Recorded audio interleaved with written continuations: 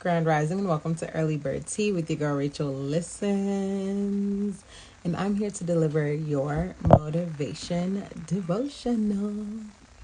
Are you ready? Are you ready? We're currently working on me and my big mouth. Me and my big mouth. I'm so excited. I actually get to say Grand Rising today because I'm doing it in the rising, unlike those other days. But your girl is here and present and ready to deliver this devotional, and I hope you're ready to receive it. Thank you for showing up for yourself, and it'll be unfair not to share before I get into it, so send it out because I already feel it's going to be good. This word's going to move through this word today. So,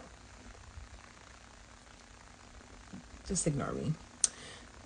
The title is Choose Words That Build Up Others. You can do more damage with your words than you can with any other part of your body or any other thing you have control over. With technology and word of mouth potential, you can destroy a person with words and not even be in the same room with them. Yes, that's the kind of impact that we make these days. There's good news on the flip side of that. Though your words have the power, there's good news on the flip side of that. Though your words have the power to build others up, the tongue really is a miraculous thing. We don't see anything else in all of our nature where two opposing things can come from the same source. The tongue has the power to destroy and the power to build up. Most of us have a teacher whose words encouraged us, or a coach whose words inspired us. Maybe your grandma changed the way you see yourself with her kind words, or you still carry around a note your dad wrote to you years ago. People choose hobbies, careers, and even spouses because of what someone else said to them. Words are free and always available. They have the power to change your life, and every day in every conversation, you have the power to speak life, changing words to those around you. This is not a mandate to avoid saying hard things. In fact, it's the opposite. Paul's encouragement is his letter to the Ephesians.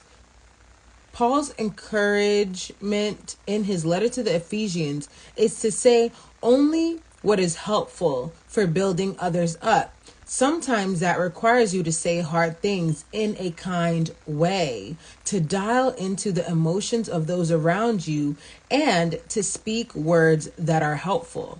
Can you imagine what would happen in your family, your marriage, and your workplace if you leaned into the power of words that build up? The words you say matter. Who needs to hear them today? I have been convicted to share a personal story just about words and deliverance, because for me, for a long time, I didn't speak.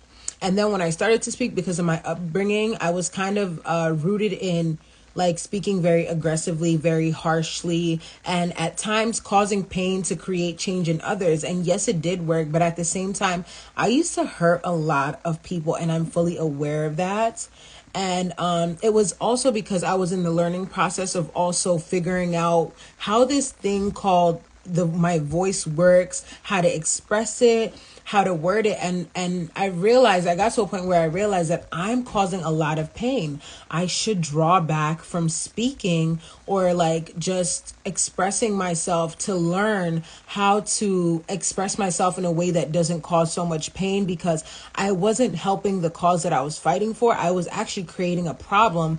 And sometimes we have to look at the root of where we learn to really express ourselves. ourselves, where we learn to speak up, where we learn to speak out, and figure out whether or not we are doing it in a way that is healing, that is uplifting, that is inspiring, that is helping others. And for a while, I wasn't doing that. I was creating change. I was pushing people to the right direction. But at the same time, I was also causing a lot of pain. And I had to catch myself, draw back, and really figure out. And that's why I'm in the place that I'm at right now, because I want to learn how to speak better. And I'm not going to learn this anywhere else than besides around my family, because family is the only people who you can say stuff and sometimes hurt a little bit, but at the same time, they're still obligated to be in your life, regardless of how much they don't like it. They're still going to be there for you. So everything in this season has really been a learning experience. And that's why I even went quiet for a very long time, because I didn't want to cause any more pain than I had already caused. My records are there. I post videos on YouTube. My aggressiveness, my energy, my everything is there. It lives, it exists. And anyone who wants to tap into that, it's fully open. The door is there. I'm never going to take it down, because it's all part of my process and my learning journey. The first recommended reading is James 3:3-17. It's a little lengthy, so I'm going to give that to you as homework. Second recommended reading is First